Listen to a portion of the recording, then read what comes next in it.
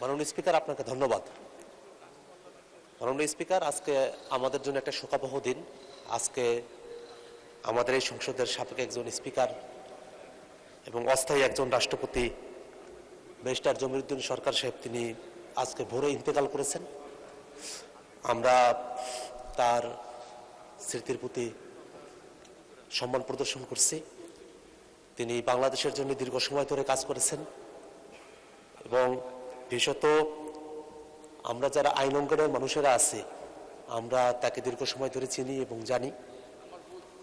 তিনি রাষ্ট্রীয় দায়িত্বগুলো যখন পালন করেছেন তার পাশাপাশি তিনি কোর্টে যখন প্র্যাকটিস করেছেন তার সেই বিখ্যাত ছাতা, তার বিখ্যাত হ্যাট এবং তার কোর্টে বিচরণ করা দীর্ঘ সময় পর্যন্ত, জীবনের একটা শেষ সময় পর্যন্ত তিনি কোর্টে এসেছেন। এটা যারা আইন অঙ্গনের মানুষেরা আছেন তাদের জন্য একটা গুরুত্বপূর্ণ শিক্ষার বিষয়। এবং আজকের এই সংসদে তার একজন যোগ্য সন্তান আমাদের সাথে আছেন। আমরা তার প্রতি এবং তার পরিবারের প্রতি শোক প্রকাশ করছি।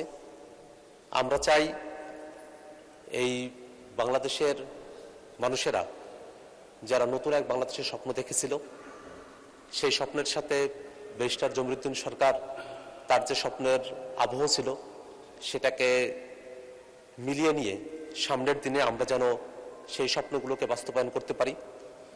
আমরা বাংলাদেশের সামগ্রিক প্রেক্ষাপটে তার অতীত জীবনের সমস্ত কর্মকাণ্ড এবং তার সমস্ত অনুপ্রেরণাদায়ী যে বক্তব্য এবং তার অনুপ্রেরণাদায়ী কর্মকাণ্ড সব কিছুকে একটা ইতিবাচক দৃষ্টিকোণ থেকে সংরক্ষণ করার মধ্য দিয়ে সামনের দিনে আমরা বাংলাদেশের জন্য আরো ভালো একটা উদাহরণ যদি তৈরি করতে পারি সেটা আমাদের জন্য, বাংলাদেশের জন্য ইতিবাচক হবে।